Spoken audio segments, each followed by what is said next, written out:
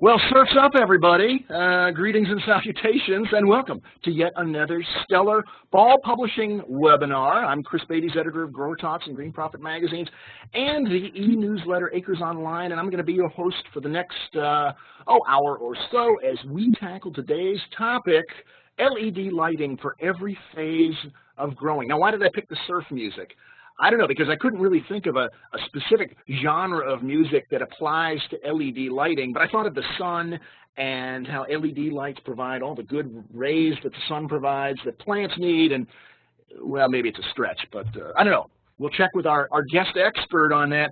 Now, this is the third webinar that I've hosted in partnership with our generous sponsor, Philips. The first two talked about LED myths and about growing edible crops with LEDs, and in today's webinar, we're going to give you a bit of a refresher. We're going to talk about how to measure light correctly, then give you some real-world results that growers are seeing with their LEDs on ornamental and on some edible crops. And of course, to do that, we need an expert because we've long ago established I'm never the expert.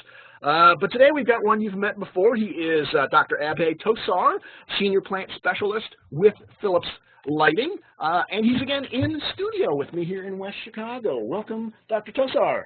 Yeah, good afternoon, Chris, and yeah, good morning to some of the viewers who would be on the West Coast. So yeah, and don't forget the folks in Europe who are we're just sitting down to dinner. Greenwich Mean Time. That's true. Good evening too. Yeah, and who knows? We might have folks from Australia. We'll have to check the list to see if anybody's tuning in from tomorrow.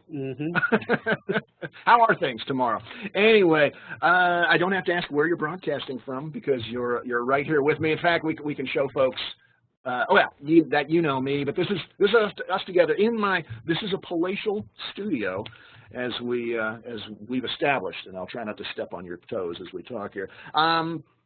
It's great to have you joining me live because it also means I don't have to worry about you getting kicked off of your internet connection and me having to pretend to be an expert on LEDs. But of course, if we both lose the connection, we're out of luck. But we'll hope for good internet luck today. Now, a few housekeeping things before we get rolling. First of all, if anybody can't hear me right now, well, you can't hear me, and I can't tell you about how to fix the problem. So if you can't, I hope you're reading this. And but so far, I'm getting no little messages over in the question and answer area saying, "Where's the sound?" So that's a good thing. I think everybody's catching on how to get the audio going. Now, if you have questions as we go along, as always, type them in either in the Q&A area or the chat area. I think the Q&A area is probably better, and we will tackle them, or Abhay will tackle them as we go along if it's pertinent to the topic we're on. Otherwise, we'll save them for the end, and you promise to make sure we've saved some time for the all-important Q&A at the end there.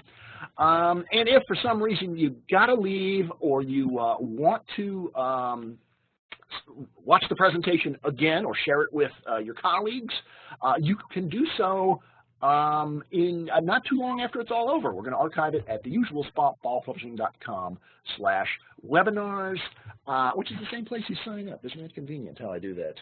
One-stop shop. Just scroll down the page a little bit and you always find the archives. We could even go back and watch your first webinar, Dr. Thosar, if we wanted to. So, and I think that's pretty much it. You ready to take it away? Absolutely. All right, I'm turning the keyboard over to you. Go for it. Sure. So again, welcome everyone to this webinar where we will talk about the LED lighting for every phase of growing. So yeah, instead of wasting time, I just want to kickstart. But just before we start our webinar, I wanted to tell the audience about a program that we are sponsoring at this year's Cultivate. We will have 4 growers speaking about their experience, 2 ornamental growers, 1 lettuce, and 1 tomato grower.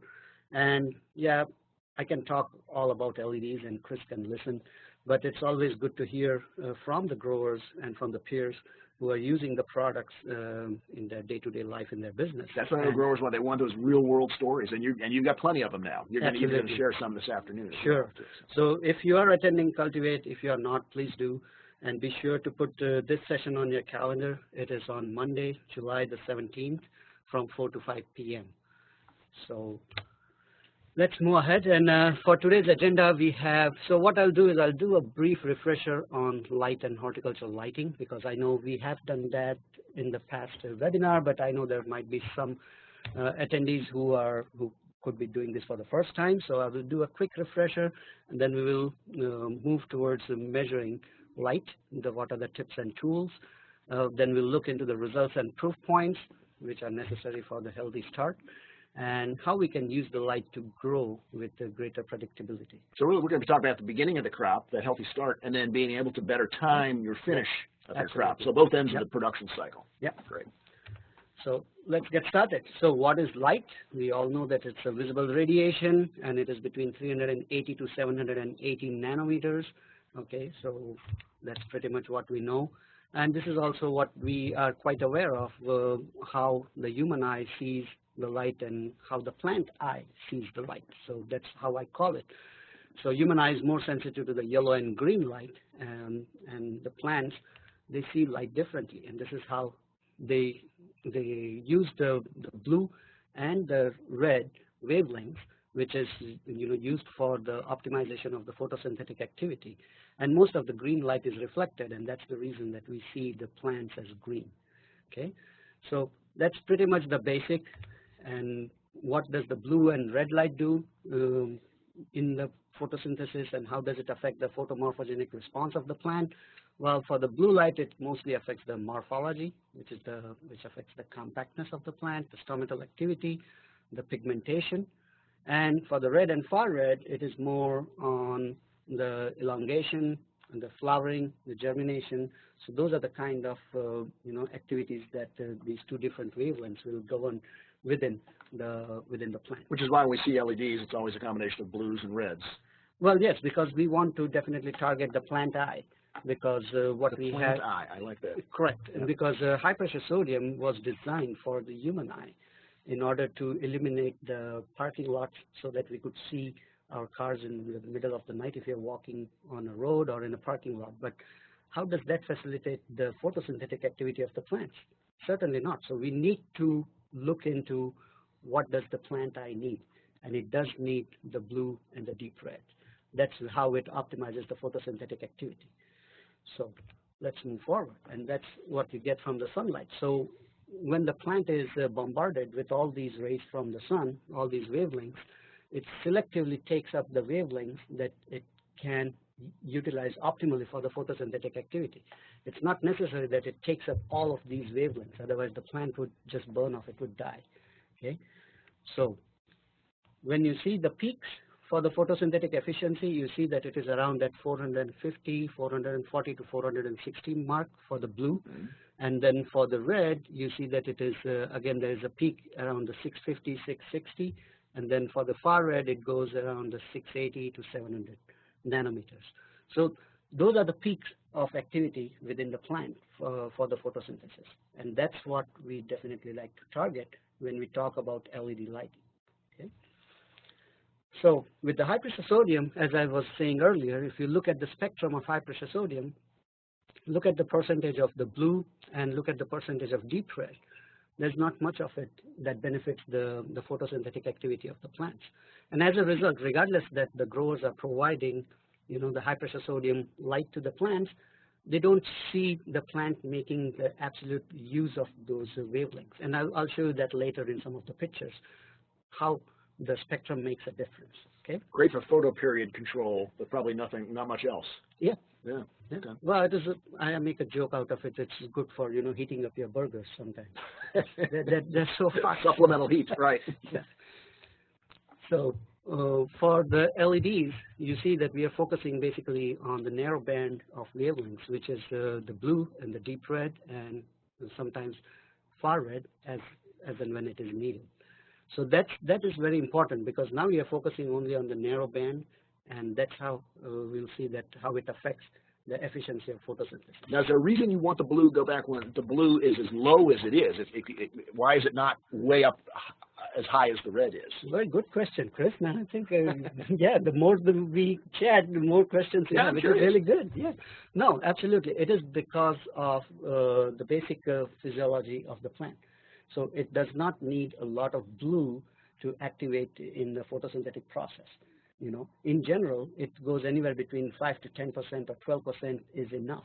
to optimize the photosynthetic activity. The majority would be the deep red. So that's how you're giving what the plant needs. It's not like your blue lights only put out that much; they're not strong enough or something. No, it's there for a reason. Gotcha. Okay. We have done our research and the science behind that. I learn something new every time I sit with you. I do every day. So let's move forward. So we are going to focus on, intensity, duration, and spectrum. So these are the three attributes, I would say, for the light that the growers need to be cognizant of. Intensity, it has to be measured, and we all have seen in our past webinar that we have to measure it in micromoles. So let's see. Okay, measuring light in your greenhouse. How would you measure it? So these are some of the equipments that you can use: a Lycor meter or Apogee light meter. And the sensor that you see on your screen right now for Apogee is the new one, which is capable of measuring from 380 to 720 nanometers. So it will be able to measure in your power spectrum. The one on the far left is a spectroradiometer. It's an expensive instrument to use. Probably not for the greenhouse growers, because it also measures the spectrum and the percentages of the different wavelengths. So it is more for use in the research institutes. So if you can get one of these instruments from either Lycor or Apogee, I think that would be worth an investment for the growers. Okay. Once you have that, now when you are measuring the light, so these are some of the do's and don'ts. Okay, while you're measuring the light in the greenhouse. And the reason for that is to understand what is your present light situation in the greenhouse. Okay, so let's start from there. So step away, kneel down, and make sure that you're not obstructing the light. If you're, as you see in the slide over here, you need to keep some distance from any nearby objects that might reflect the light or may influence the measurement. So it is best to go in the center of the bench or the center of the bay and measure the light over there. Okay. Also the same thing, while you're measuring, make sure that you're not wearing any shiny clothes. Don't go in there with a silver shirt or something, or a golden shirt. It might just reflect more of that light, and you would get a wrong reading. It's also better to have some dark color shirt, but at the same time, it's best to have your sensor on a kind of, I usually, put it on a selfie stick. Oh, yeah, there you go. And extend it right in the middle of the bench. And that way you're far away, and at the same time you can accurately measure it in the center of the bench. Okay. So it is important to measure the light right at the plant canopy level, because there's no point in measuring where it is emitting from or at the bench surface, but it is more important where the plants are going to perceive the light. So you put the blue dot that you see there, that's the sensor. And you will make sure that that sensor is in alignment with your plant canopy, depending on whether it is plugs, whether it is a potted plant, whether it is a full-grown plant. Depending on the height, you need to change that and make sure that you're measuring at the same height as the plant canopy. And that will give you the accurate reading of what you're measuring inside the greenhouse. Now, why is this important? Because let me tell you, based on the practical experiences that we have seen, and I carry my light meter every time I go to the greenhouses, we measure the light outside, and then I would measure the light inside at the plant canopy level. And most of the growers, they assume that the light transmission percentage from either a glass house or a poly house or a polycarbonate, they would take a number that is provided to them by the manufacturer of the glass, poly, or polycarbonate. However, they don't take into account the other factors like the dust, the snow, the chemicals that they're spraying on, the glass or polycarbonate, and all these plus the infrastructure within the greenhouse. It does make a lot of difference of what is the actual light that your plant canopy receives. And that's why it is extremely important that you measure the light and don't just assume that your transmission rate is 75% or 85%. No, in most of the cases that we have measured, it comes down to 50 or 60%. And if you checked it 5 years ago, assume it's changed just because your glazing's gotten darker. Oh yeah, absolutely. So if it's a brand new glass, probably you would get up to 70 or 80%.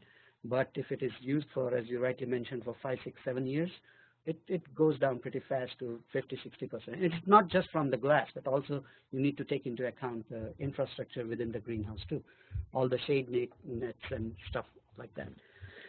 So once we have done that, let's go to just summarize that we need to avoid the reflective clothing. You can measure it in the early morning or late evening.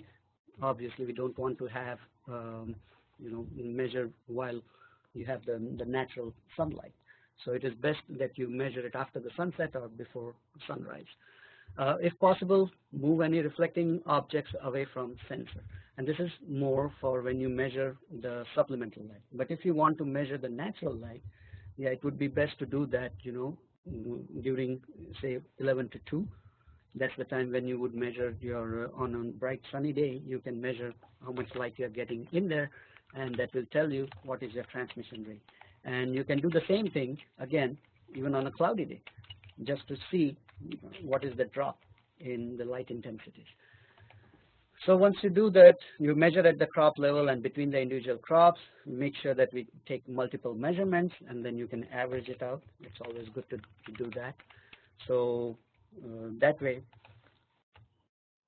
So also it is important that you do record the condition and status of the crop, because whether it is in propagation stage, whether it is in transplanting stage, whether it is in flowering stage, whether it is in the crop is in the fruiting stage, because all those different stages are important. As a plant specialist, I'd like to know, and as a grower, they would also like to know that, okay, during these different stages, there is a different requirement of the light. Okay, so the surface in which the crops are placed, whether it's a reflecting surface, what kind of a material do you have in the greenhouse, especially the horizontal screens, the vertical screens, those are important. The distance between the sensor and the light emitting surface of the fixtures. So these are all the distances that you need to know, so that you are measuring accurately, and you can, if you are comparing one supplemental lighting to another supplemental lighting, make sure that you're comparing apples to apples. And that's why you make sure that all these distances still remain the same. Because if you're moving from, say, one range of your greenhouse to another range of the greenhouse, and if the distance is different, if the lights are hung low or high, obviously you're going to measure a different intensity. So it's absolutely important to do that. And most important, take pictures, because that way pictures tell a lot more than words. So let's see. Probably you have seen this this slide earlier in my webinar, whereby we talk about the supplemental lighting needs, and we talk about the daily light integral, the moles per day. But this is a list of plants, and this is done. This is a research done by Dr. Roberto Lopez when he was at the Purdue University, and he has published this data about what are the recommended daily light integrals for different crops. So this is just as a guideline for the growers, and they can use this in order to understand what is the requirement of like how many moles or what is the DLI requirement for their particular crops. So as you see here, in winter, outside it might be 8 to 10 moles per day, but inside, as I was mentioning, you almost lose 50% of the light, and you get down to only 4 to 5 moles. And I was talking to some of the growers in the Michigan area, to some of the growers in the Pacific Northwest, and they laughed at me when I said 4 to 5 moles per day. They didn't believe you? So they were like, you would be lucky to get It's even less, in other words. Yeah, they're like, you'd be lucky if you get 2 to 3 moles per day. And I'm like, okay, well, that's a grower telling me, right, from their practical experiences. So anyway, for the annual plug production, or for the unrooted cuttings, which is the URC, the plants need approximately within 10 to 12 moles per day, and that is at the plant canopy level, not outside, not measuring inside near the glass, but measuring at the plant canopy level. Okay, so that is pretty much a set standard that we are going through now, and seeing that if your plugs are getting 10 to 12 moles, you definitely see a very good, robust growth and development in the plug. So let's see how we can calculate that, and how we can calculate what is your present light, what is the deficit, and how you can supplement that deficit.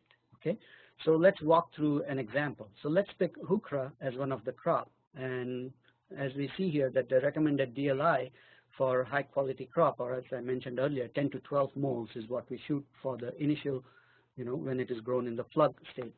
So you don't want to blast a plug with 20 moles, otherwise it's not going to be a good result. So let's work on 10 to 12 moles for heuchera. So light inside the greenhouse, as per my assumption, it's just 4 to 5 moles. So the deficit that we have is 7 moles. So in order to calculate what should be my intensity for the supplemental light in order to fill the deficit of 7 moles, that's the formula. So I would encourage the attendees to even take note of this formula, write it down. You can work at your own pace, but it's pretty simple formula that we can walk through. So the target moles per day. Okay, so we want 7 moles per day. We multiply that by 1,000,000, and where the million comes from, because when we are measuring the light, it is in micromoles, and we are the accumulated light is in moles. So the conversion from micromoles to moles, that's where the million comes in from. Now the number of seconds in an hour, that is also based on, because you're measuring the light in micromoles per meter square per second, and then you are timing it for the number of hours that you run it.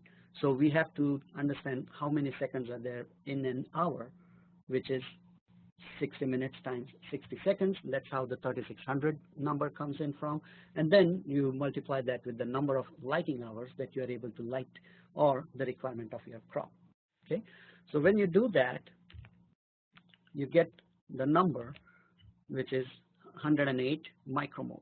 So what that tells me as a grower is this is the intensity that I should have in my greenhouse, and I should be running those lights for 18 hours for the heuchera crop.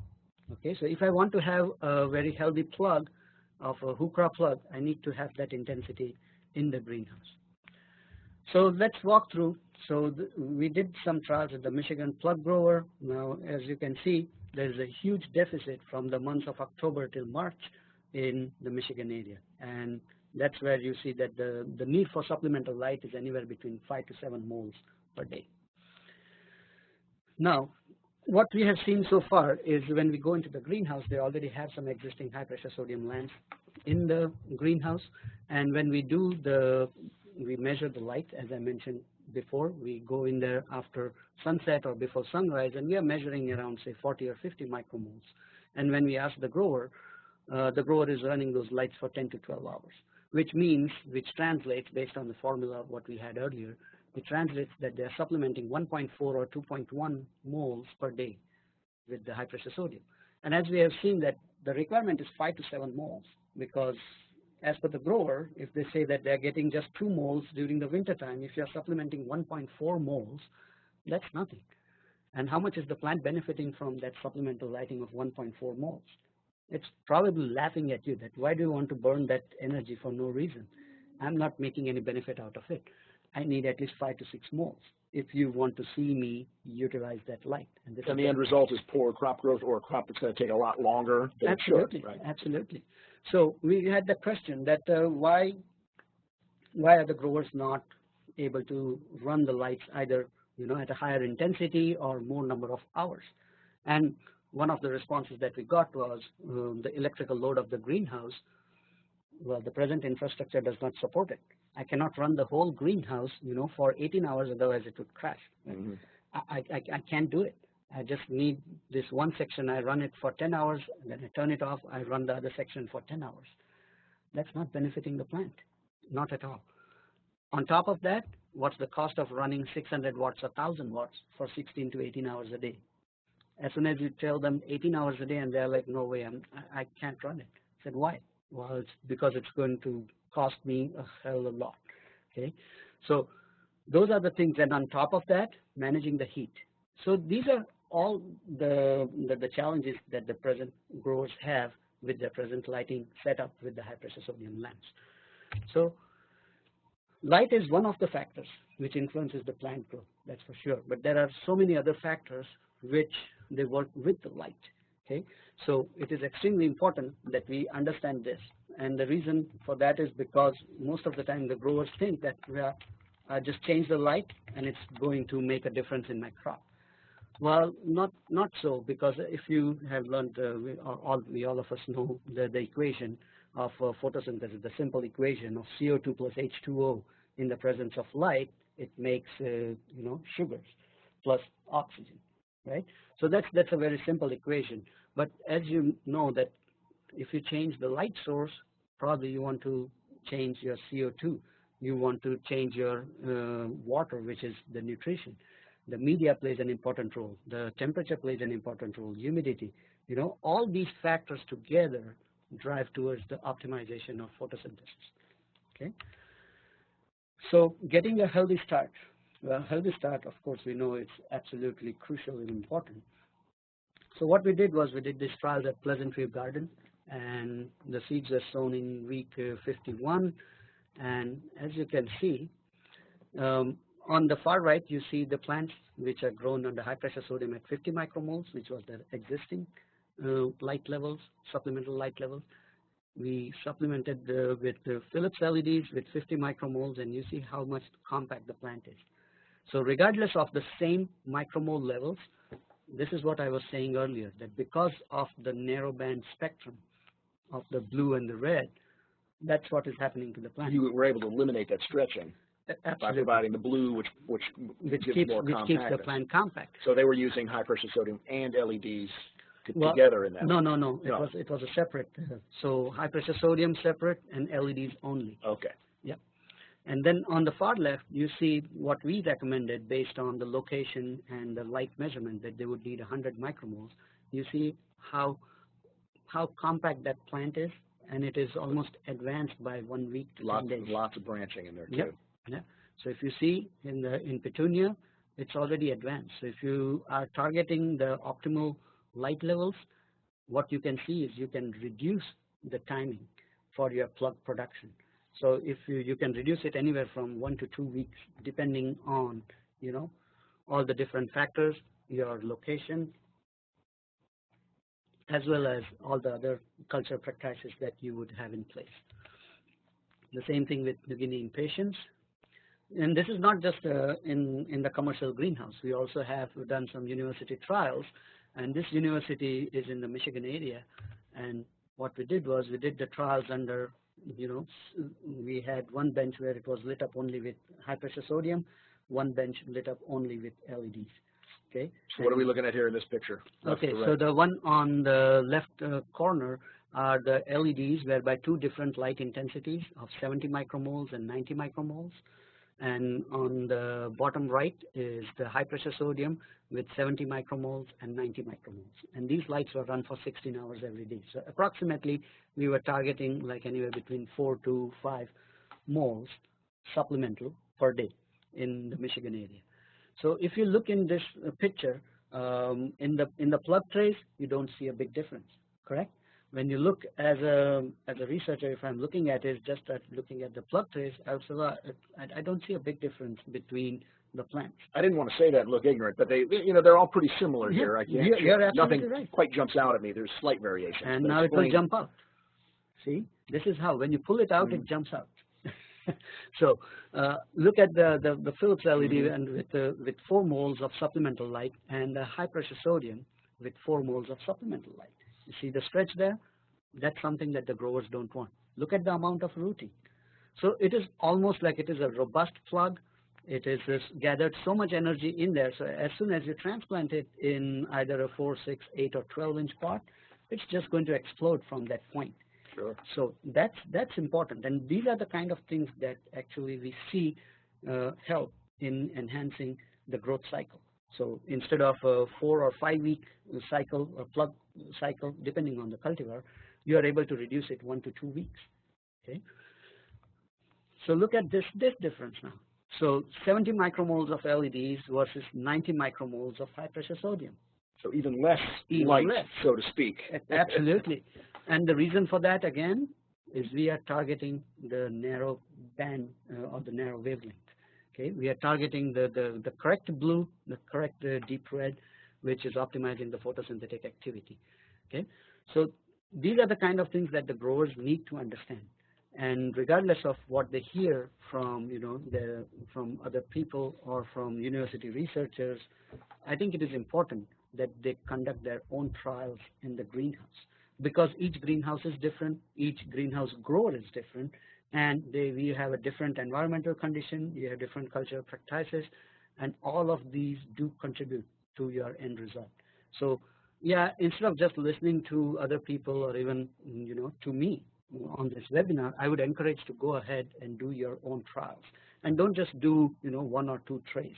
If you really want to do the trial, it should at least be 1 full bay in the greenhouse, or at least half a bay would suffice, because you need enough sample size. Okay, and that will also allow to have a good distribution of light. So let's move forward. We have a quick question from Mark. There's a few other questions I think we're going to get to towards the end, but Mark wants to know if the LED lighting impacts the unrooted cutting before the callus and the roots form, or if it's just the code of the callusing and rooting process. Yeah. So Can you explain that at all? Yeah. So if Mark, you're asking the question regarding the effect of LED lights on the mother stalk, and because we have seen that. So if you have the LED lighting on the mother stalk plants, and if you take the cuttings from those plants, they root much faster. So the unrooted cutting is energized by the LED, so to speak. Absolutely. And it is not just energized, but this is a hypothesis from my end. I've been discussing that with Dr. Runkle about what happens to the endogenous hormonal levels of the plant.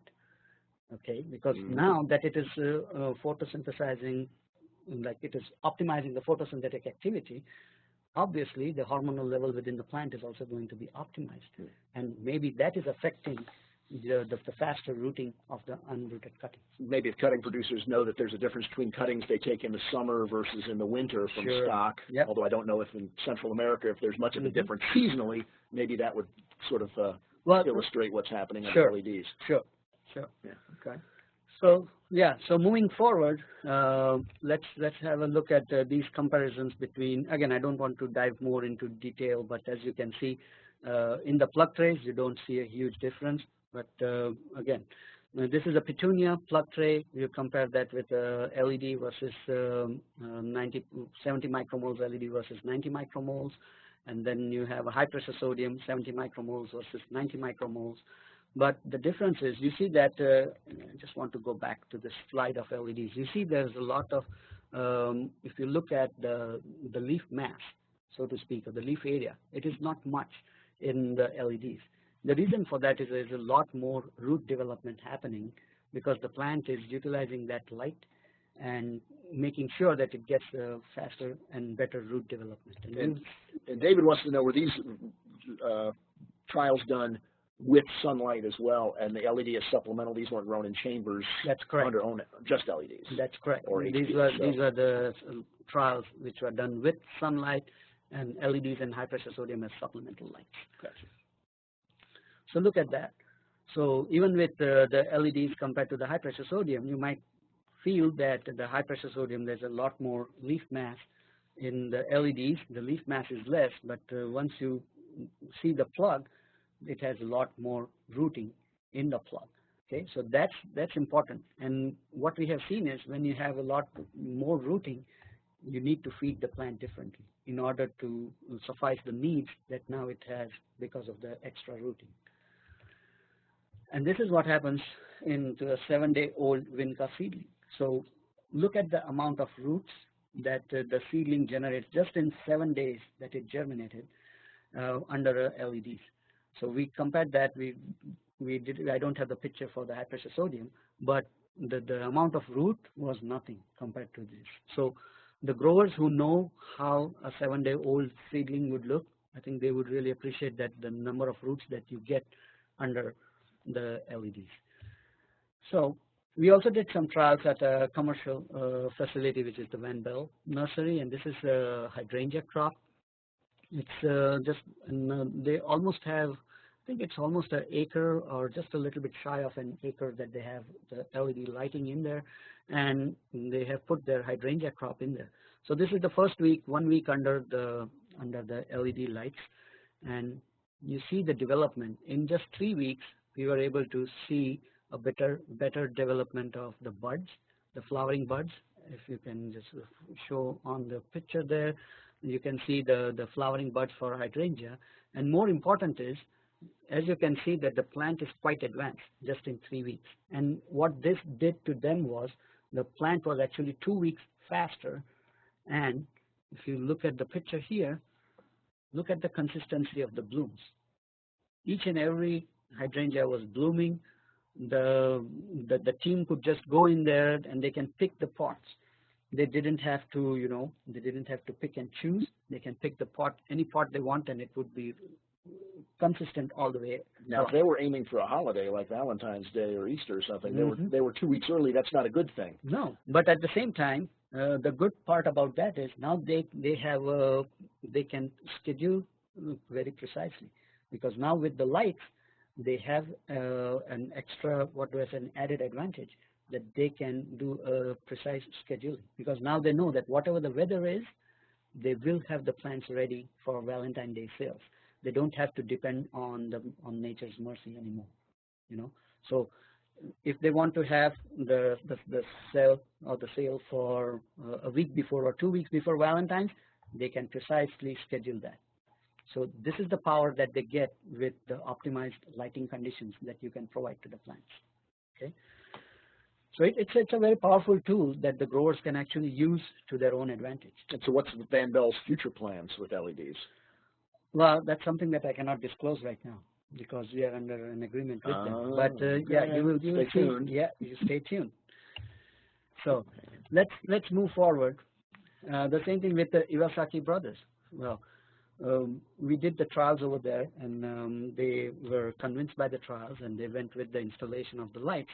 And the biggest difference that they saw, you see that, like how well the plugs fill up in the hanging basket. This is what I was telling you. These plugs that were grown, so the plugs on the right, on the hanging basket on the right, the plugs in there were grown under high pressure sodium, and the hanging basket on the left, the plugs were grown under LEDs. And then they were planted in the same hanging basket, and then they were provided with the supplemental light. But you see the big difference? You see how fast it is filling up? And again, you see the happy grower there? The reason for that is they shortened the crop cycle time by up to 3 weeks. And this is tremendous. And it is the grower, you always see a happy grower there, and the reason for that is they're getting the extra cycle.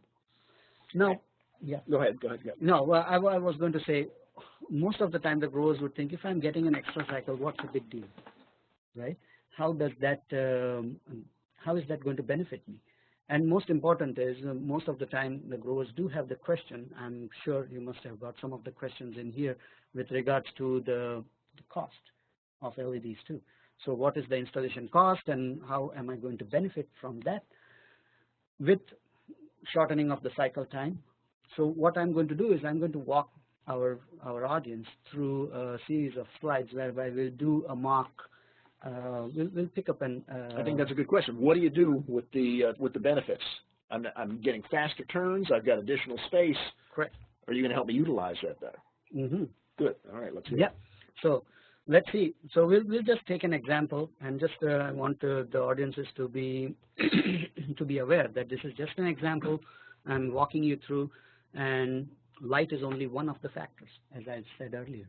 There are so many other factors that contribute to the plant growth and the plant response. And somebody asked a question about that. We will get to that question. These others, hang on.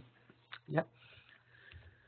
So what we have seen is, so if I'm talking about, say, 1 acre, okay? So if you divide 1 acre of your greenhouse in 10 bays, then you can have the number of crop cycles. If you're planting 1 bay every week, say for example, you would have 9 crop cycles. Okay. Now, with the LEDs, and that is under the high pressure sodium, the existing high pressure sodium, which is maybe 40 or 50 micromoles. You optimize it with the LEDs. Your number of crop cycles goes from anywhere between 10 to 12. This is depending on the cultivars. Or turns, as we often call it, right? Yeah.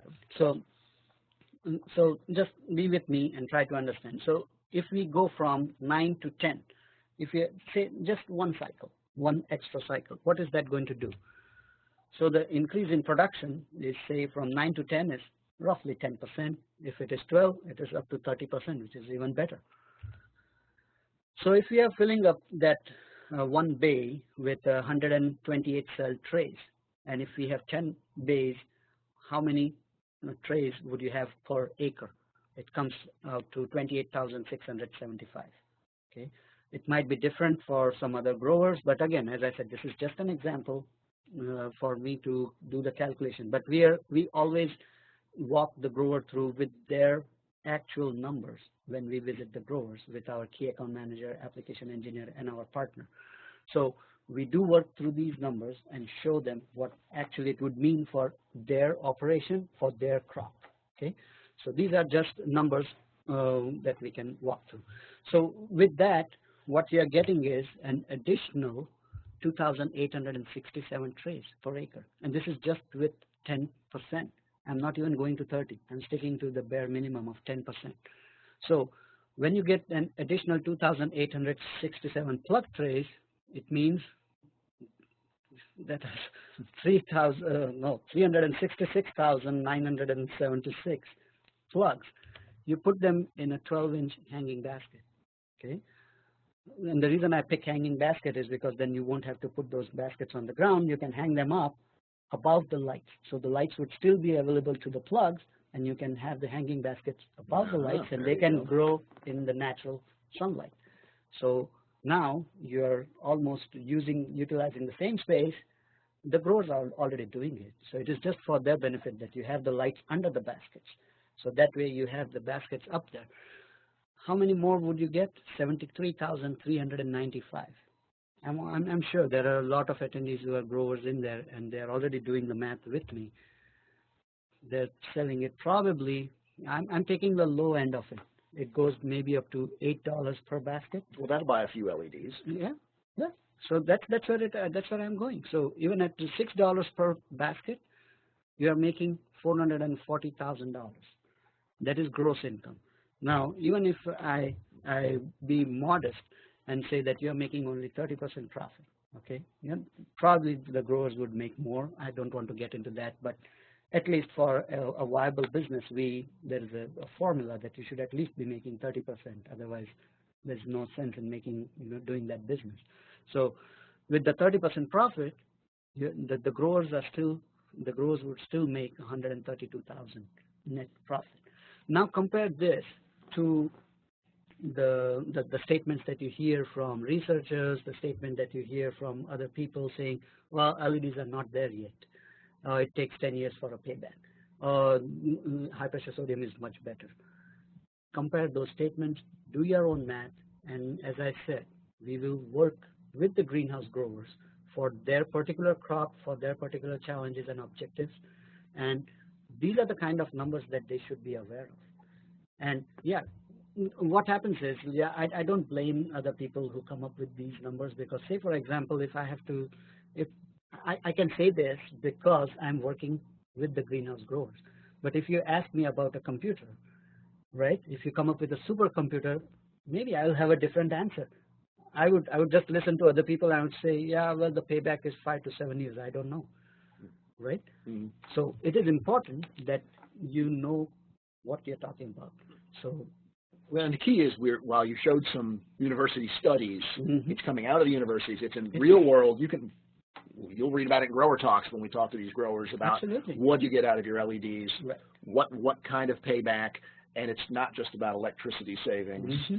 Or even more turns, because one of the things you showed was the quality difference. Right. So what does Van Bell say initially about their LED test on the hydrangeas? What have they told you? Well, initially they were skeptical too.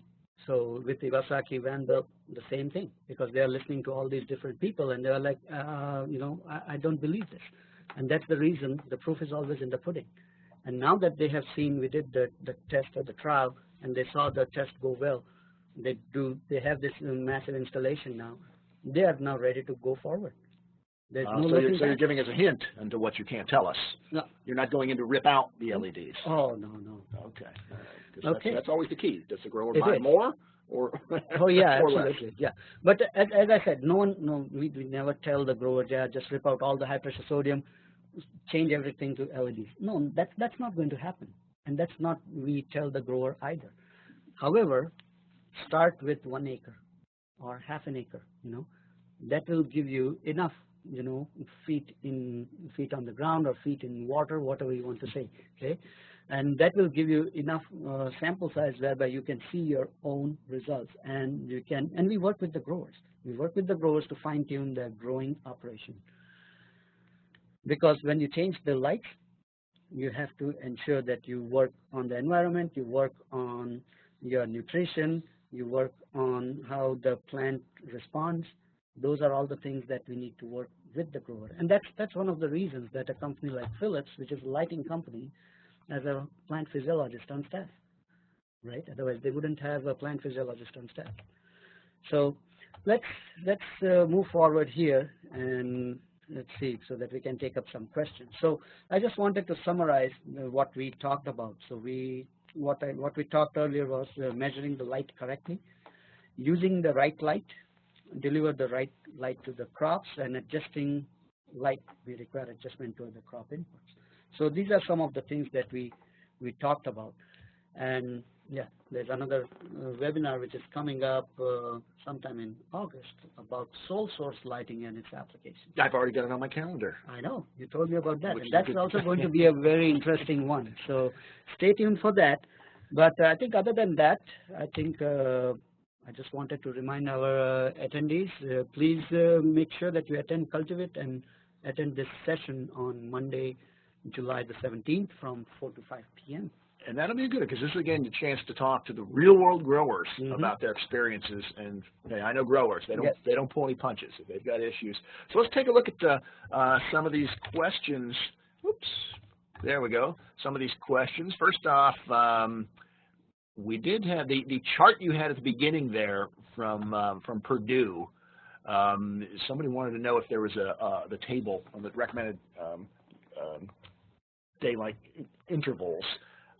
We'll have to find out if it's in the webinar, of course. We'll have to see if that's available online at the Purdue website. Yes, someplace. I think if you Google it, if you Google like the DLI chart and put Dr. Roberto Lopez's name, it comes up as one of the links. All right, Eric. And if not, then please contact me on my email, and I will be glad to forward you the link.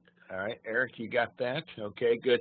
Let's see. John wants to know, and you talked a lot about cultural changes, crop inputs, etc., required when you use LEDs, but also from the beginning stage, rooting or young plant stage, to the finishing stage. Yes. What kind of changes is a grower going to need to make on their LEDs? Yeah. So depending on the cultivars, we can the changes would be, obviously the number one would be the intensity and the spectrum. Okay, so it's going to be a different intensity, a different spectrum for the first phase of growth, or the plug production or unrooted cuttings. When you transplant them, you want the plants to grow, much more vigorously, because in the initial stage you want them nice and compact. When you move them to the transplanting stage or finishing stage, you want them to, So that would be the LEDs themselves. Would you have two different systems? So you'd have to have two different areas, or can you change the LEDs or turn them up or something like that? Well, most of the growers, they have a propagation area, and the reason for that is they need to maintain a high temperature, a high humidity, a different environmental condition. So most of the growers, they already have a designated propagation area. Gotcha. So I would use that first for the initial phase, and then you move out into the greenhouse and you're still supplementing it. You would have a different recipe, which we work with the growers. Again, It is depending on the cultivar, depending on the objectives, depending on the challenges and the environmental conditions for the growers. So, and I think that's key. There's a lot of, well, it depends answers in your world, right? Because it depends on the crop, the greenhouse, your location, you know, your latitude. Well, that's one of the reasons that you are not able to buy the Philips light off the internet, right? That you cannot just buy it from Amazon, because we work with the growers. So we are a team of a plant physiologist, an application engineer, key account manager, along with our partner. It's a custom installation, It not is a custom DIY installation, and kind of it's not that we just drop off the lights and walk away. We do follow up, and we have a support system in place. So that is the important thing that the growers, you know, they get when they work with us. Right, and I think Suresh's question might be one of those. It depends. He's asking, or she, what is the proportion of red to blue light for leafy vegetable crops? Is that one you can answer, or is that a depends? Yeah, no, it will again depend on what kind of a crop you're growing. Because if it's a basil, or if it's a lettuce, what kind of lettuce, you know, what cultivar. What is your objective? If it is a leafy lettuce, or if you want to develop a big head, or you know, if it is a curly lettuce, and you want to have a pigmentation on there.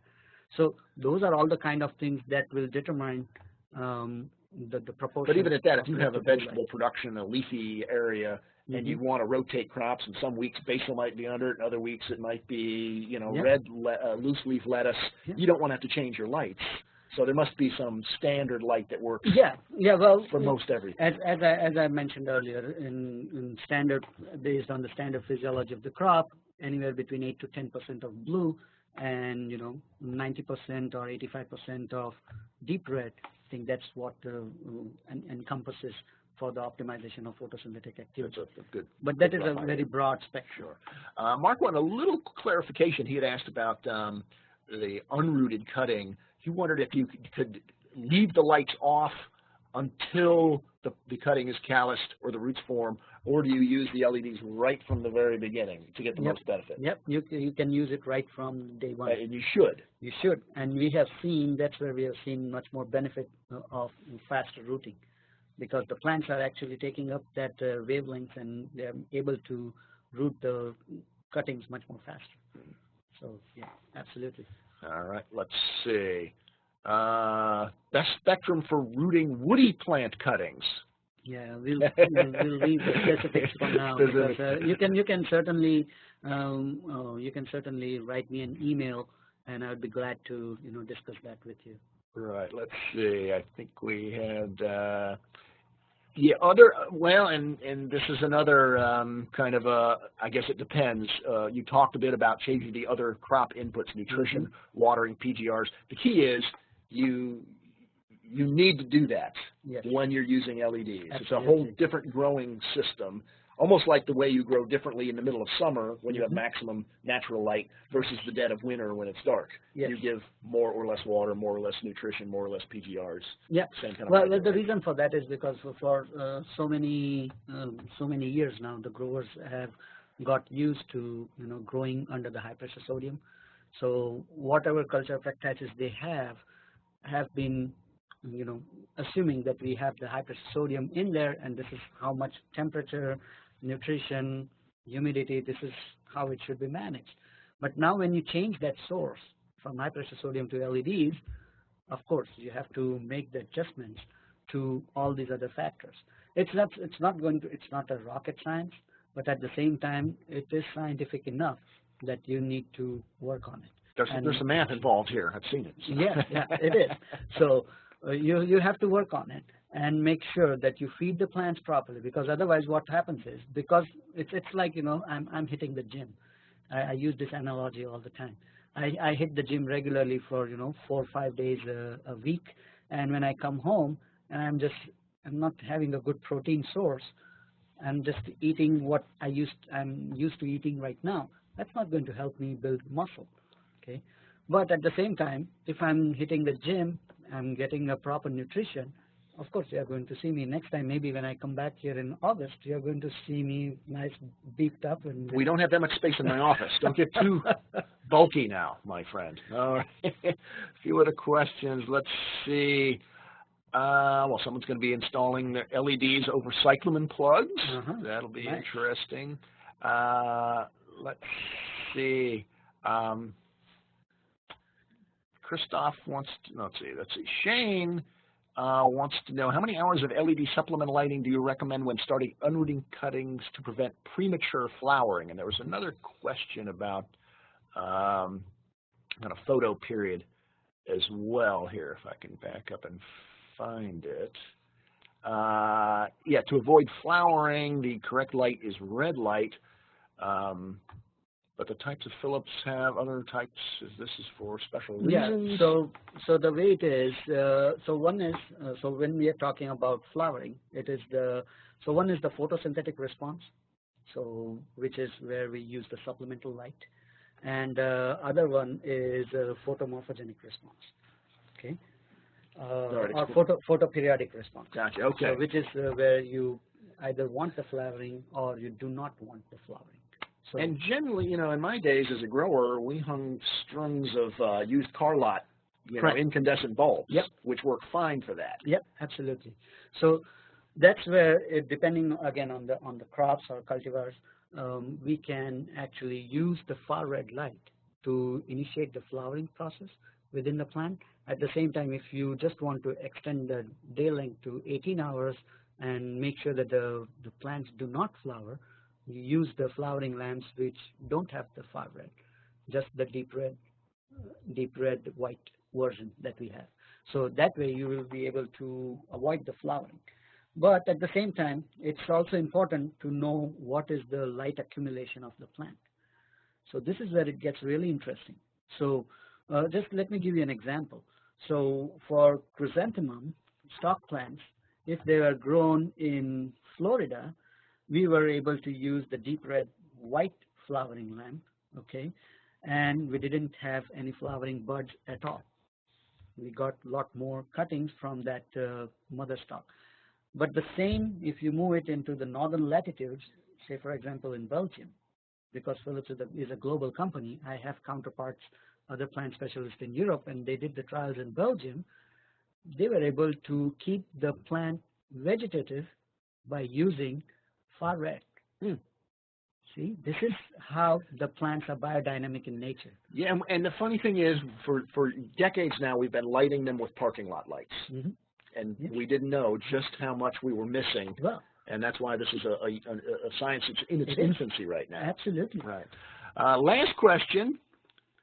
Todd wants to know about cannabis production. Any LED benefits there? I would assume it's all the same benefits that we've seen. That could be, but as of now, Philips is not supporting cannabis actively in the U.S. just because of the differences that we have between the state and the federal regulations. Right. So I would not be able to answer that question at this point, but at this point today, maybe things change and you can bet the research will come out at some point, so stay tuned for that one as well, Todd. If you have more questions, and one of the questions was, what's Dr. Thosar's email address? We can answer that one. It's abhay.thosar@philips.com. Operators are standing by. You're welcome, Igor. And then someone said, is this going to be archived? Are we recording it? We are. The recorder is still running. Thank goodness. I always check that to make sure nothing went wrong.